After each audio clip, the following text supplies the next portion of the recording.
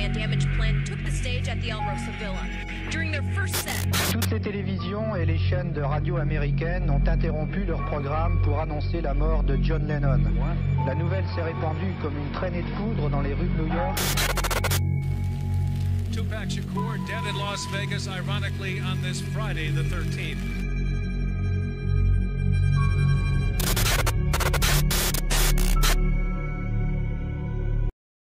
Alright. Bonsoir tout le monde. Bienvenue au podcast du crime. À mes oreilles, ici Alex. Aujourd'hui, je suis en compagnie de mon cher et charismatique Papy Joe. Bonsoir, Papy Joe. Salut. Comment tu vas, mon cher? Correct. Correct, pas super. Ouais. Temps des fêtes, ça passe bien. On s'est pas vu durant l'épisode de Noël, finalement, l'épisode des fêtes. Non, tout le monde était malade chez nous, moi inclusivement. C'est ça qui arrive quand il n'y a pas de neige. Les bactéries sont partout, c'est dégueulasse. Ouais. Réchauffement de la planète exige. Ouais, on était chanceux, là, en fait. Ça va, on est allé chez mon père, puis on a eu de la neige. T'es chanceux. Dans quel coin, ça? Coin de Rivière-du-Loup. Ouais, c'est vrai, il y a de la neige, là. Mais il n'avait pas avant fin de semaine. Est-ce que c'est triste? Un Noël, pas de neige. Eh oui. Papy Joe. Ouais. Du crime à mes oreilles ce soir. Épisode 42. À 42 pour de vrai, déjà? Ouais, 42 déjà. Tabarnak, que ça va vite. Ouais, c'est vrai que merci Philippe, parce qu'il en a fait une coupule aussi, là. Ouais, Phil, il rentre dans le lot aussi. Ouais. Mais quel est le sujet de ce soir, mon cher Papy Joe? Les enfants, aujourd'hui, nous allons discuter de l'équipe hétéroclite, ou pour les ignares, Motley Crue. J'aime ça traduire les affaires. La loi 101. La loi 101, c'est dans mon cœur. Fait que c'est un groupe fondé en 1981. Ils connurent un essor fulgurant au courant des milieux des années 80. Le groupe se situe dans la catégorie glam metal hard rock. Pour les plus jeunes, des messieurs qui se maquillaient en madame avec des pantalons trop serrés puis du spray-net plein de loupettes. Mais eux autres, ils faisaient de la cocaïne puis ils allaient pas lire des histoires genre dans des bibliothèques. Faut juste préciser. Le groupe reste pas mal le même du début jusqu'à la fin. Vince Neil au chant, le seul blond du groupe. Nicky Sixx, le bassiste. Tommy Lee, le drummer, et Mick Mars, le guitariste. 9 albums studio à leur actif. Too Fast for Love de 1981. Shout at the Devil de 1983. Oh, shout at the devil! Shout at the devil! Oh, alors c'est un épisode à karaoké, ça? Girls. Smoking in the boys' room. Theater of Pain de 1985. Et ce qui me fait penser, j'ai ton cadeau de Noël. Un cadeau de Noël? Ouais. Oh! Theater of Pain, je l'avais chez nous. Pas de pochette. Pas de pochette. Je sais pas. Il doit bien jouer encore. Il doit sonner aussi bien que l'année 1985. Justement, on parlait Girls de 1987. Dr. Feelgood 1989. Motley Crue, ça me fait rire. Un album éponyme après 5 albums en 1994. Génération Swine 1997. New Tattoo 2000. Il est où l'album de Noël? Là? Il n'y en a pas. Saint of Los Angeles 2008. Theater of Pain, que je t'ai offert, et Girls furent, selon Vince, les 2 plus mauvais albums du crew. Puis c'est comme une des chansons qui te pop dans la tête quand t'entends Motley Crue. Girl. Ben, techniquement, sur chaque album, il y a comme 2 tunes de bonnes, dont la chanson éponyme du titre de l'album. Génération Swine de 1997 me semble un essai à être un album engagé. Fait que je laisserai l'auditeur en décider, voir si c'était vraiment un album engagé. Est-ce que c'était pas bon? Ouais, je vais revenir sur ma cote sur les albums à la fin. J'ai hâte. On dirait, j'ai hâte. Pense sur un bon vibe à soir. Ouais, c'est ça. L'enfance des protagonistes fut relativement tranquille, sauf pour Nikki Sixx. Il avait beaucoup de conflits avec sa mère, à un point tel qu'il se coupa avec un couteau et mit ça sur le dos de sa mère. Elle finit en prison et perdit la garde de Frank Ferrana. Et oui, Nikki Sixx, c'est pas son nom de jeune garçon, c'est Frank Ferrana. Qui reste que c'est lettre. Yeah. Il a décidé de voler genre le nom à un surfer qui se souvenait dans le coin. Okay. Fait qu'il s'est appelé Nikki Sixx. Puis par après, je pense à la sortie du premier album ou du deuxième album, le gars il est revenu justement en donnant de la merde à Nikki Sixx. Tu m'as volé mon nom, mais ça a l'air qu'il a pas réussi. Donne-moi mon nom! T'es pas gentil! C'est mon nom à moi! Ça, c'est le premier crime de la soirée. Exactement. Vince, en fin de compte, il a eu une enfance relativement correcte, mais c'est qu'il aimait juste se tenir trop avec les délinquants du coin. Mais tu sais, il y a pas... C'est comme des petits larcins, là, genre voler au dépanneur, fumer un peu de pot. C'est ça. Coucher avec la fille de ton boss. Des affaires de même. Dès le début, le groupe voulait être le plus grand que nature sur scène. Ils voulaient marquer l'imagination.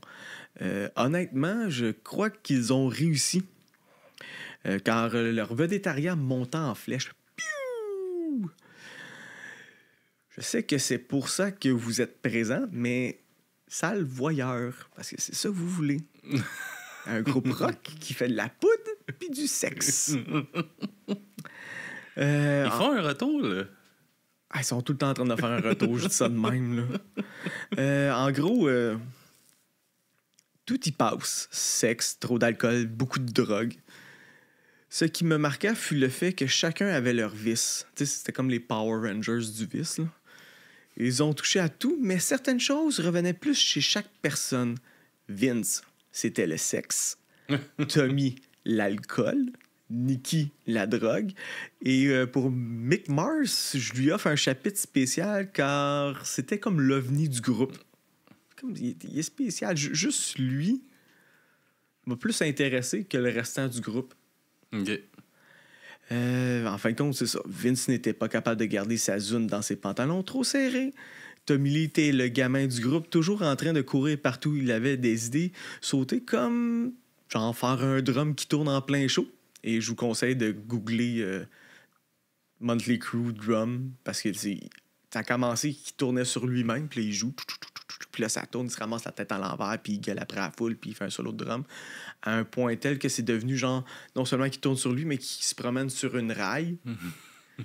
Et il y a même une passe où est-ce qu'il jouait du drum, mais il a comme sauté en bungee. Sauf que le problème, c'est que le break du bungee, il a pas comme fonctionné au bon moment. Fait que Tommy est allé se péter à la tête dans la foule. Là. Mais en fin de compte, la foule s'est tassée. C'est pété à la tête. Fait que, en même temps... Les bonnes idées. Ben, je veux dire, tu sais, remonte à l'époque, là, c'était sauté, là. Tu sais, il allait voir un show, là, c'était fou, là. Nikki Sixx, je crois qu'il n'a pas une drogue qu'il n'a pas essayé. Disons qu'il avait un pusher qui le suivait, lui et le groupe, partout. T'as comme l'autobus, puis t'as comme le char du dealer qui est toujours la valise pleine. C'est juste qu'ils pouvaient pas le suivre à l'extérieur des États-Unis, mais ça, ils se sont quand même débrouillés à avoir des connexions pour... J'imagine que ça doit pas être trop dur quand tu t'appelles Motley Crue. C'était pas trop dur quand t'as de l'argent, disons. Mais en gros, tu sais, je vais faire un survol du groupe. Des choses qui m'ont marqué le plus. Parce que j'ai comme pas envie de faire comme 4 épisodes là-dessus. clin d'œil, Guns N' Roses. Puis en même temps, je me dis qu'ils méritent pas genre 4 parties. Je l'ai lu le livre, j'en ai reparlé aussi. Puis à un moment donné, c'est ça. C'est sexe, drogue et rock'n'roll. C'est ça. Genre, ça reste là-dedans. Ça reste là-dedans. Ça devient un peu redondant. Même eux autres, je pense qu'à un moment donné, ils trouvent ça redondant. Ouais, je pense. Nikki Sixx, je vais commencer léger avec Nikki Sixx. Pendant un party, elle allait dans un garde-robe avec une madame. La madame était déjà assez avancée. Nikki fit ce qu'il avait à faire. Je rentrais pas dans les détails. Après ça, il s'est dit, hey, c'est drôle. Je vais aller chercher Tommy. Fait qu'il plaçait Tommy entre lui et la madame. Fait qu'il continuait à parler à la madame, puis Tommy, ben, il fit ce qu'il avait à faire. Je rentrais pas encore une fois dans les détails.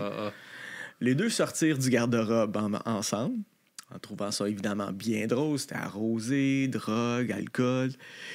Nicky poussa sa loque. Ça pardonne tout. Nicky poussa sa loque en prenant un jeune au hasard dans le party. Ben, tu sais, il croise un jeune puis il dit, hey, t'es-tu puceau? Viens-t'en, on règle ça. Viens-t'en, on va régler ça. Mais c'est à cause, tu sais, quand t'as un gars qui a les cheveux noirs, longs de même, crêpés, avec du maquillage d'en face.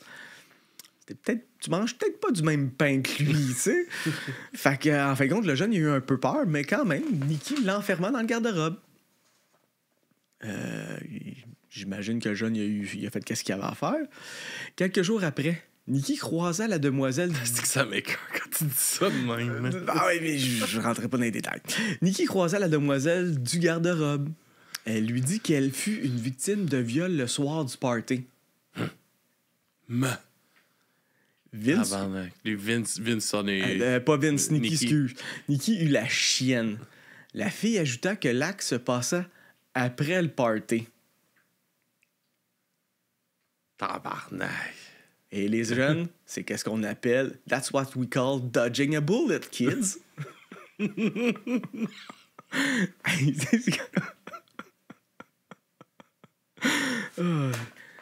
C'est ça. Quand t'es tellement chaud, man, que tu te rappelles même pas qu'est-ce qui s'est passé dans un garde-robe, là, tabarnak, ça va pas bien. Peut-être qu'elle s'en rappelle. Ouais, peut-être, puis dans sa tête, c'est 3 fois Nicky Six, là. Je dis, c'est ça qui est dur, tu sais. Peut-être que t'es consentante. J'imagine que non, mais peut-être. Tu sais, ça revient un peu quand l'histoire... Moi, je l'ai pas lu, le livre, là. Non, quand je vais revenir, tu vas peut-être comprendre, mais c'est comme, tu sais, ça reste toujours comme une groupie qui se tape comme son héros. Fait que dans sa tête, elle, c'est tout... à quel point c'est de la manipulation, tout ça, il faudrait faire venir un psychologue, là. Ouais, du grooming. Ça, c'est Chris, oui, c'est du grooming solide, là, mais... c'est quand même un groupe qui a eu une certaine ascension, Motley Crue, puis ils ont partagé certains moments avec notre cher ami Ozzy Osbourne. Oui! Ce fut assez élevé.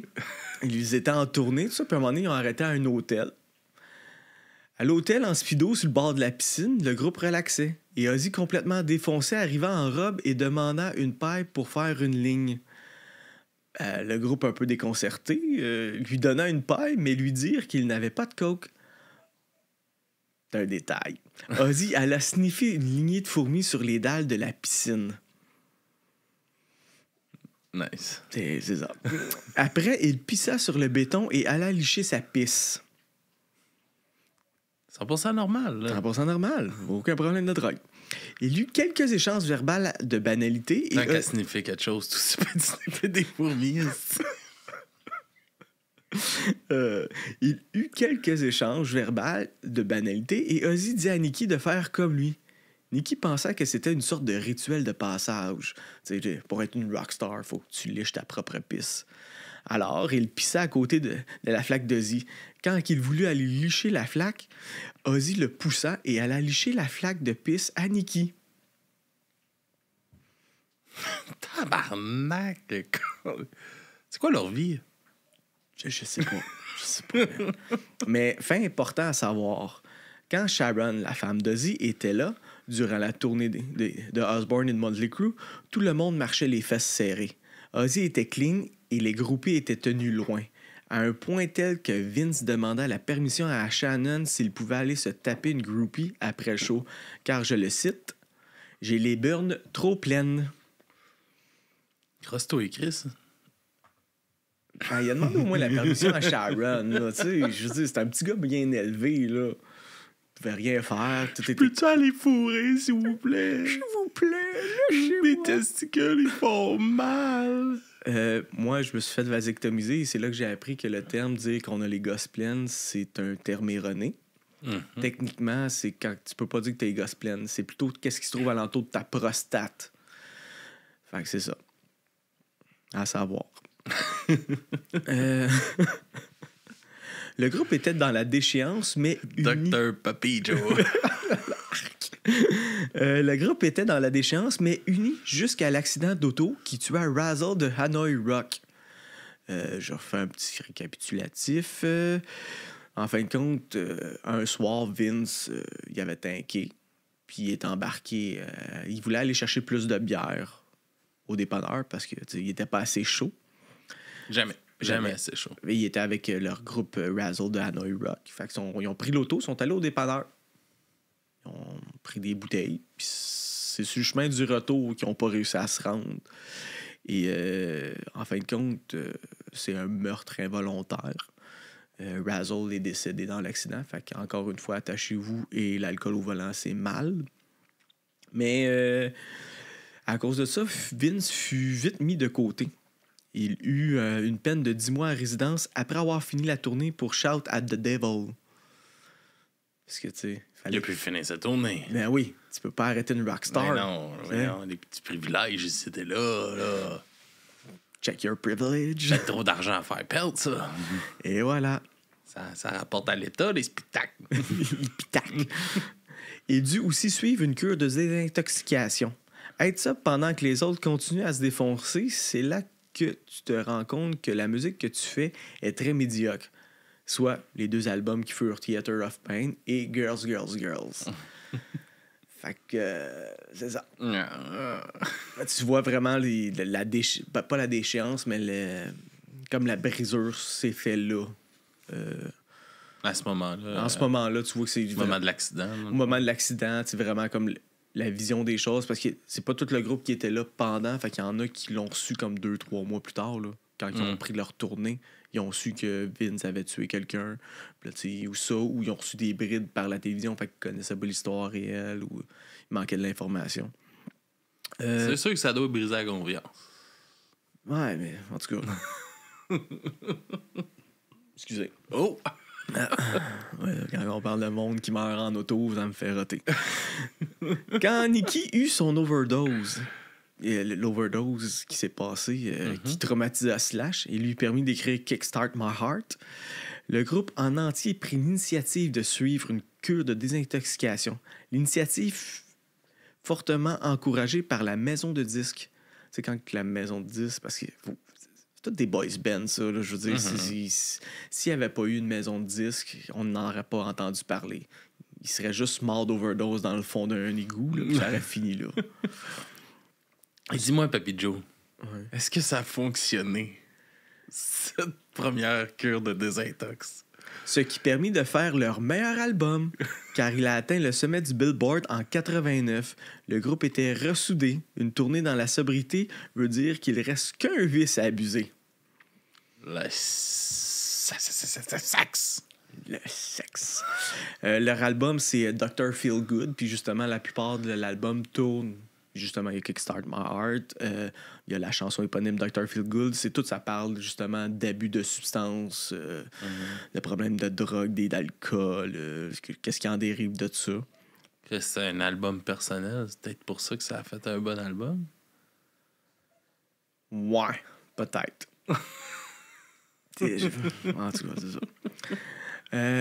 Fait que j'ai trouvé un exemple pour englober l'abus du sexe. C'est simple. Le groupe était assis en cercle autour d'une grosse litière pour chats. Après avoir fait le show, ils sont allés là, s'asseoir, puis il y avait une grosse litière. Une femme nue, déguisée en chat, avec une laisse, alla s'asseoir dans la litière, guidée par un roadie. OK. Qu'est-ce qu'il y a? Ouais, j'attends de voir la suite.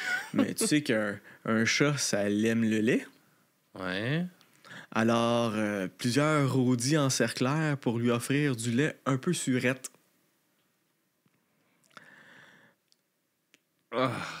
Elle est allée chercher la crème directement à la source. Un beau boukaki. Elle bouge pas. T'as-tu lu mon... Et en gros, elle vécut un bukkake devant le groupe. Si vous voulez savoir c'est quoi, Mystérieux l'explique sur le Patreon. Pour de vrai. Fait que... Ouais, voilà, genre 4 ans, on a fait Allez, ça, 4 ans. c'est sur Patreon. Sinon, tu sais, si vous avez des VPN, juste comme vous délocalisez puis marquez Bukaki, là, ça se prononce pas mal. Faites pas ça devant les enfants, s'il vous plaît. Tu sais, c'est une recherche. Not safe for work. Très important. Il y a un petit côté artistique là-dedans, mais c'est ça. Mais ne vous en faites pas. Les vieilles habitudes ont la vie dure. Oh, dans le chat, on te demande que tu fasses l'explication, Papy Joe. Bon.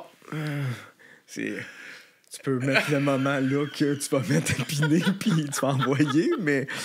Fait que, très chers téléspectateurs, je vais présentement vous expliquer c'est quoi un Bukaki. Fait que, si vous voulez pas savoir c'est quoi, c'est le moment de skipper quelques temps. Quoi exactement, je sais pas. Alors, un Bukaki, c'est un regroupement de monsieur qui s'offre du plaisir manuel, mais l'important, c'est qu'au centre se trouve une madame. J'imagine qu'il y a aussi des Bukaki sur des messieurs, sûrement. Mais oui. Puis, je te dirais, en moyenne, ils sont minimum 30 messieurs à se faire plaisir. Pratique japonaise. Oui. Peut-être à la base japonaise, mais je te dirais que c'est rendu... Non, mais c'est une pratique rendu à la base. international. Oui, mais c'est une création japonaise. Oh, Chris. Donnons à César ce qui appartient à César. Référez-vous au Patreon avec Mysterio. Et c'est ça. Fait que les messieurs soulagent leur plaisir sur la madame. J'étais pour dire sur le visage de la madame, mais je pense rendu à ce point-là, c'est un peu n'importe où. Là. Il y a eu une page, je m'en souviens pas c'était quoi. C'était... tu voyais Il y a eu une pause que c'est ça que t'écoutais, Papy Joe. Ouais, mais c'était comme pas c'était le making-of, c'est ça qui était drôle. C'était pas genre la scène finale, c'était que juste le making-of de voir genre comme 30 gars essayer de se crosser. Mais c'est à cause, tu fais quoi, man? Tu regardes 30 gars se crosser, je m'excuse, mais moi, ça me turn pas on, 30 gars qui se crossent. Ça, puis genre, comme à un moment donné, la fille... elle est comme arc, puis là, la caméra zoom, puis là, tu vois, il y a comme du sang. Fait que là, le gars, il vient avec une cuillère enlever le sang qu'elle a dans la face, genre. Fait que c'est un Bukaki, là, arc, ça me lève le cœur. Bon. Fait que, mais ne vous en faites pas, tout tourne pas alentour du Bukaki. Les vieilles habitudes ont la vie dure. Le groupe rechuta dans la drogue et l'alcool assez vite après la tournée. Tu sais, je veux dire, quand tu passes ton temps sur la route puis à un moment donné, t'es chez vous, ben, tu sais pas quoi faire. T'ennuies, le temps est long. Fait qu'est-ce qu'on fait? Un petit fixe? Ah ouais, David, on va avoir du plaisir. Pique-moi dans l'œil! C'est qui avait fait ça? C'était pas Jimi Hendrix? Non, lui, c'était dans le front. Pas. C'est pas OK. Plus de conflits internes. Il y a eu beaucoup de conflits internes, ce qui fit renvoyer Vince et remplacer par un autre chanteur, de son petit nom, John Corabi. Avec lui, ils sortirent l'album éponyme Motley Crue. Selon moi, c'est leur meilleur, mais pas selon les ventes. Les ventes, ils disent le contraire. Il est plus élevé que les autres. Il a de quoi qui m'accroche plus. L'album comporte une chanson personnelle pour Corabi, Uncle Jack. D'après un de ses oncles qui a abusé de son frère et de d'autres enfants. Reconnu coupable, mais jamais emprisonné, car c'était un professeur. Fait quoi, hein? T'arrives juste au bon moment. Fait que, ouais, un professeur qui a abusé d'enfants qui a jamais été en prison. C'est beau, hein? Ah, nice. La justice. Le fantasme de tous les petits garçons. Ouais. Cette collaboration fut de courte durée car la maison de disques voulut réunir le groupe car le hard rock avait de la misère et la maison de disques se penchait plus pour les nouveaux mouvements musicaux de l'époque, R&B et évidemment le grunge. Yeah! Nirvana!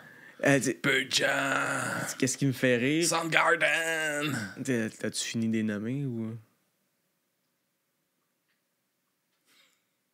Fait que le grunge.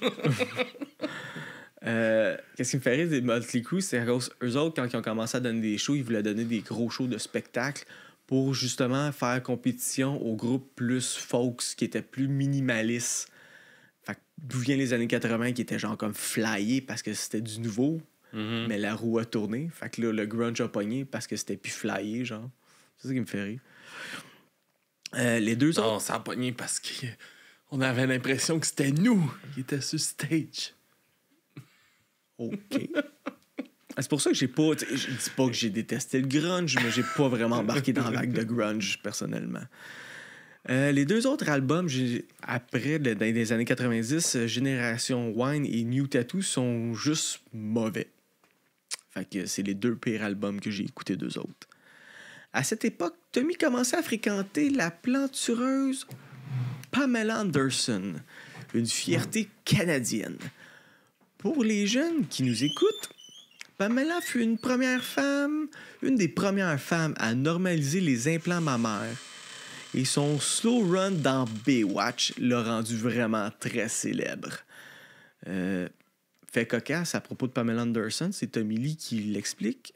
Comme c'était le début des implants mammaires, disons que les implants mammaires n'étaient pas vraiment désignés de façon ingénierie désignée pour la pression atmosphérique.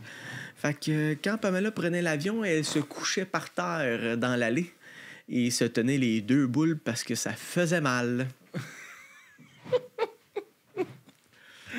Tabarnak! Justement, je pense qu'elle s'est fait enlever. C'est peut-être... Ça les a fait remplacer par quelque chose de mieux. Non, je pense que ça s'est juste fait enlever. J'ai pas cherché, étrangement. L'amour ne battait pas vraiment de l'aile malgré la sextape. Elle porta plainte pour violence conjugale, 4 mois pour avoir frappé Pamela. Tommy Lee a un dossier criminel. Je veux revenir sur la sextape de leur lune de miel.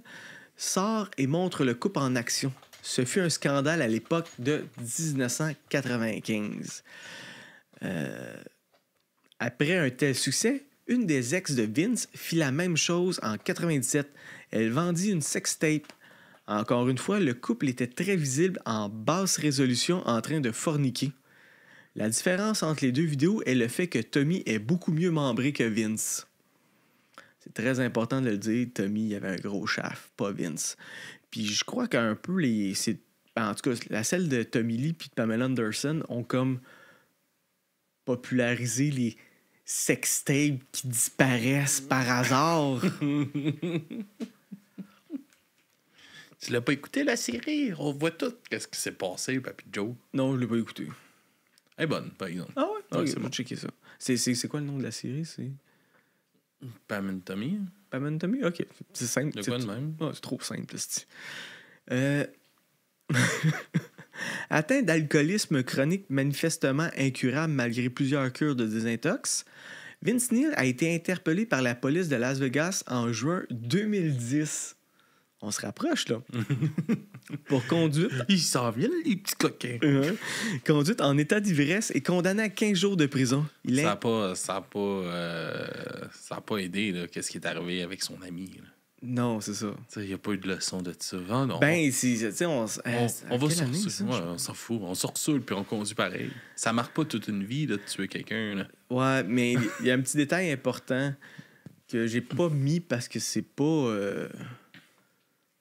C'est pas un Ben, crime. c'est important ou c'est pas important? Ben, je sais pas. C'est quand même Vince, à travers ça, il y a eu une fille. Mm-hmm. Puis sa fille est décédée d'un problème de rein. Mm-hmm. Malgré le fait. Puis je pense que c'est ça qui l'a pas aidé, genre. L'alcoolisme de perdre son enfant. Parce que, rappelez-vous, les parents ne devraient jamais enterrer leurs enfants. C'est le contraire. C'est ça que le Seigneur des Anneaux m'a appris.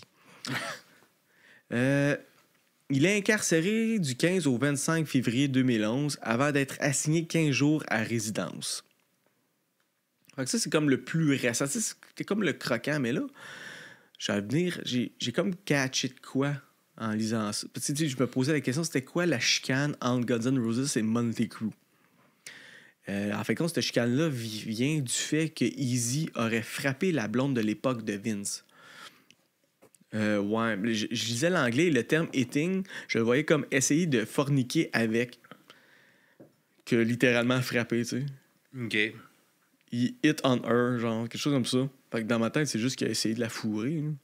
Mais OK. ça a l'air que non, c'était vraiment... Il a crissé une claque sur la tête. Car oui, Easy aurait un peu trop bu et la copine de Vince, qui travaillait au bar où il était présent, lui aurait demandé de quitter les lieux. Easy n'aurait pas été content et la claque serait partie.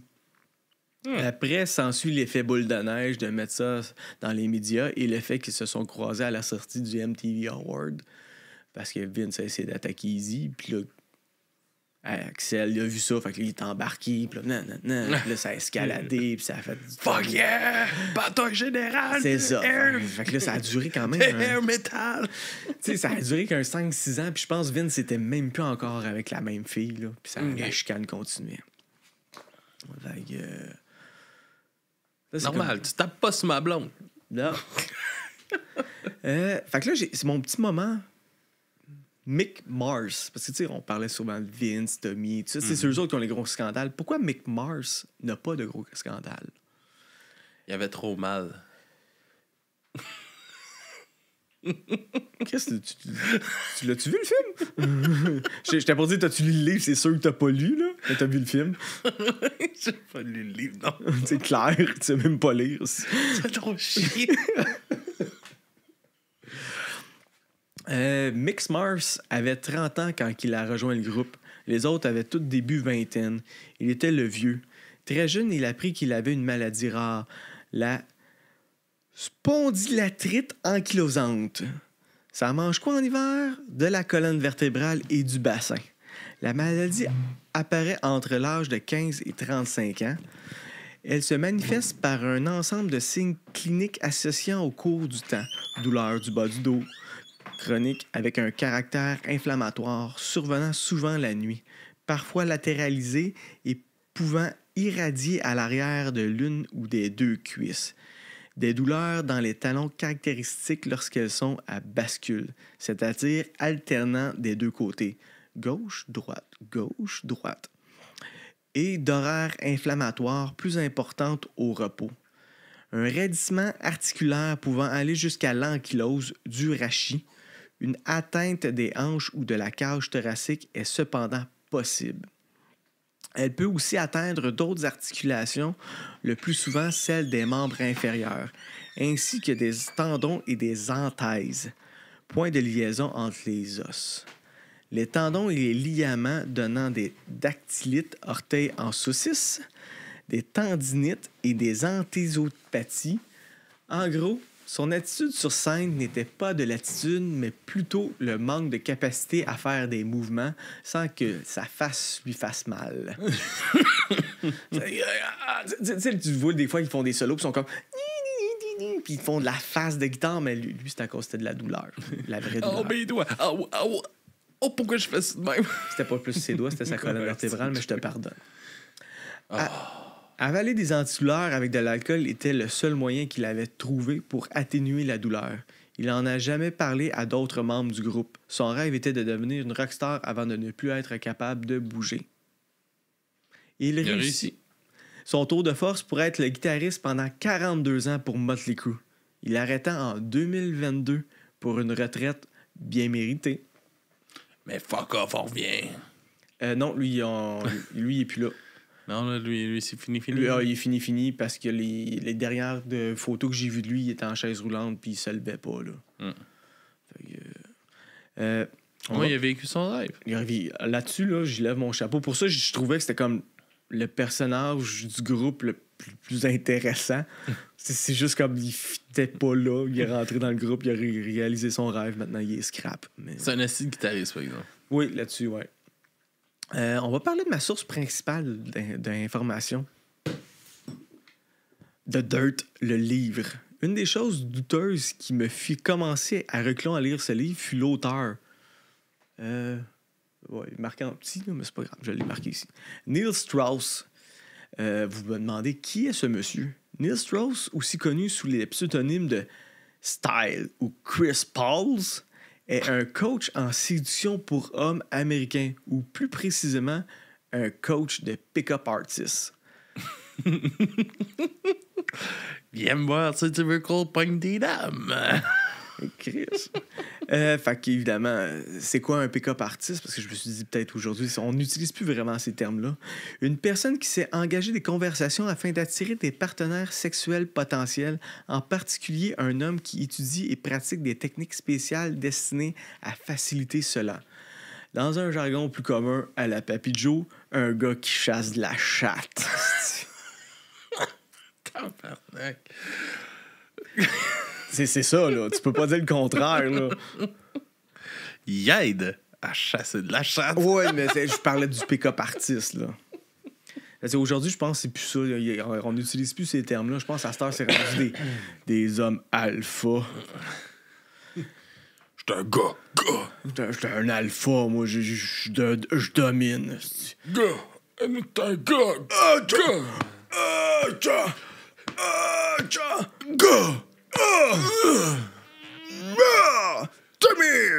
Ah non, ça c'est pas la bonne affaire. Mais je suis assez surpris. Le livre est la vision des membres du groupe. Pour comparer avec The Last Giant de Guns N' Roses, qui fut écrit par un journaliste avec des entrevues du groupe à travers le livre, là nous avons les paroles directes des membres, avec l'intervention de membres externes du groupe, managers et gérants de maisons de disques. Aussi, je croyais avoir droit à de la vantardise du passé. Genre, hey, on a fourré des plots. Hey, on s'est saoulé à la gueule, puis on est allé faire le party, puis c'était malade. J'ai tué quelqu'un en auto, je me suis crossé après. Non, c'était pas ça. Beaucoup de regrets de Vince et Nicky sur ce qu'ils ont fait. Tommy était plus dans l'insouciance du moment. Je crois. Là. Oui, il y a du croustillant à chaque page, juste pas de « ouais, on était les meilleurs ». Ce qui m'apporte après ça au film. Parce que c'est ça qui m'a marqué, c'était juste comme...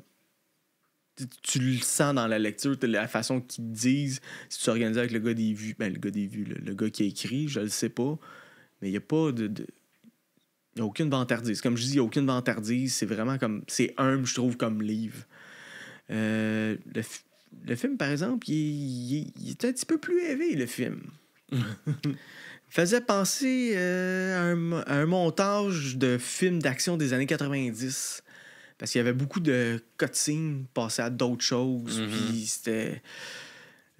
tout le long, c'était coupure par-dessus coupure après coupure. On est ailleurs. Surtout après l'accident de Vince. Point positif, la représentation de Mick. Parce que, comme tu as pu le dire, Mick, il avait l'air magané, mais dans le livre, tu le vois pas vraiment ça. Tandis que là, visuellement, tu le vois bien. Oh, c'est quoi ça? Il y a un utilisateur anonyme qui a donné un abonnement à Pams. Merci, utilisateur anonyme. Refais-moi plus jamais ça. Il a fait un arrêt cardiaque, Chris. La plupart des sons d'alarme sont fermés, mais lui, il est allumé. Il fait faire le son à tout le monde. La bande sonore du film est un best-of avec 3 compositions originales, dont la première qui va te titiller un peu. C'est une collaboration avec Machine Gun Kelly. Oh, nice. En drogué tripoteur de femmes. Ah, j'avais marqué sans commentaire, mais je viens d'en faire un. Parce que, tu sais, si vous avez de quoi écouter d'eux autres, honnêtement, c'est le best-of, c'est la trappe sonore du film, parce que le restant des albums, c'est ordinaire en tabarnak. Ou comme j'ai dit, l'album Motley Crue éponyme, qui est même pas avec Vince, il sonne juste plus heavy que le restant. Puis, tu sais, je me mets dans l'époque, je comprends que les gens ils ont pas aimé ça, mais avec du recul, moi je l'écoute, puis c'est vraiment leur meilleur album. Fait que, selon moi, évidemment. Pour terminer, je sais pas si tu as eu le temps d'aller chercher le vidéoclip. Oui. Oh yes! Pour terminer, je fais un clin d'œil à un groupe qui est une parodie des groupes des années 80, des années glam, du hard rock. Je vais parler de Steel Panthers, qui a sorti justement un album en 2023. Mais pourquoi je parle d'eux autres? Non seulement c'est une parodie, mais en 2011, une chicane entre les deux groupes, entre Steel Panther et Motley Crue.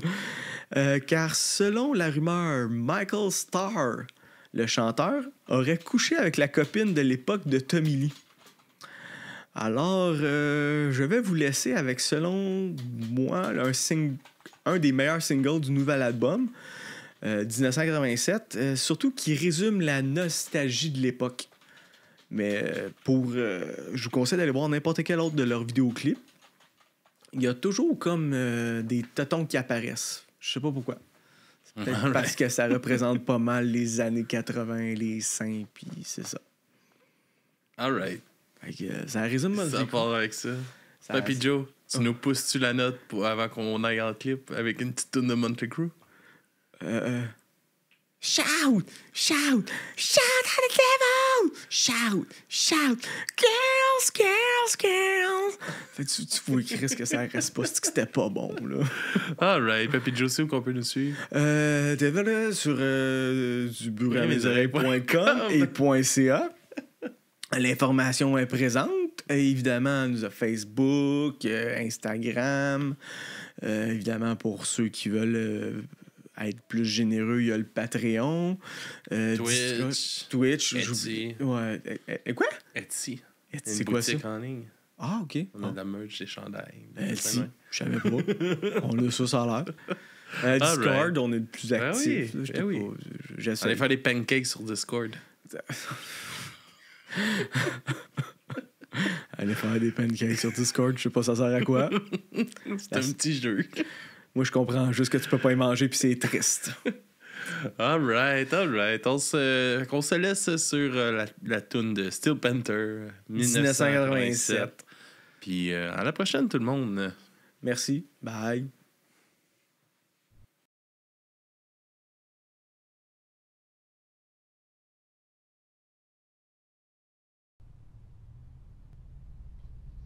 Hold on. Holy shit, dude. This is awesome. You gotta come in here. You know, I'm good over here. I think I'll stay back. Dude, who do you think recorded in this place? I don't know, but by the smell of it, I'm guessing REM. Totally. I don't know, man. I think we should leave. This place is like scary with a capital S. Whoa.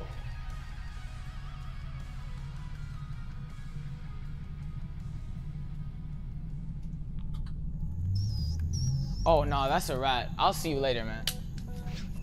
Pussy.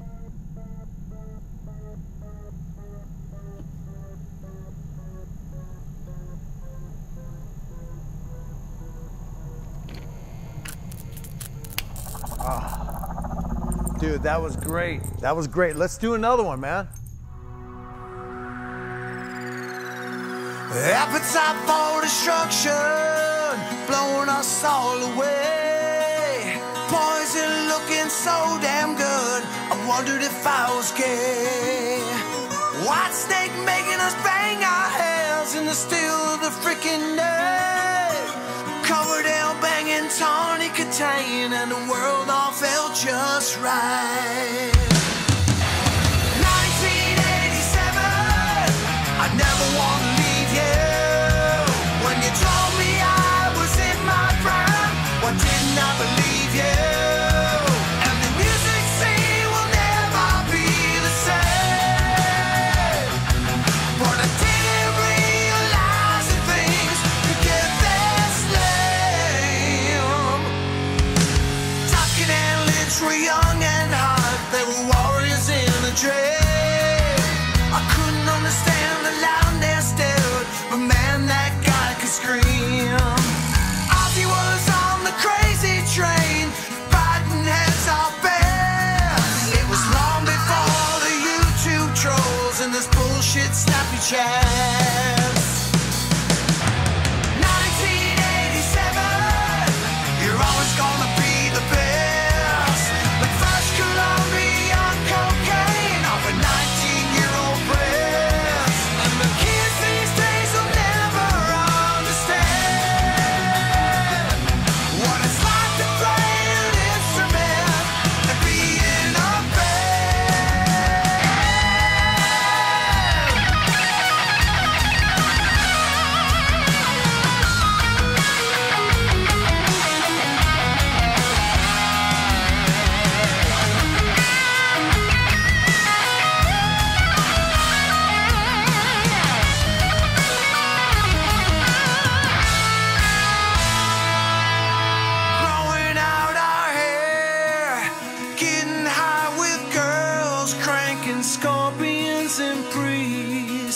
Every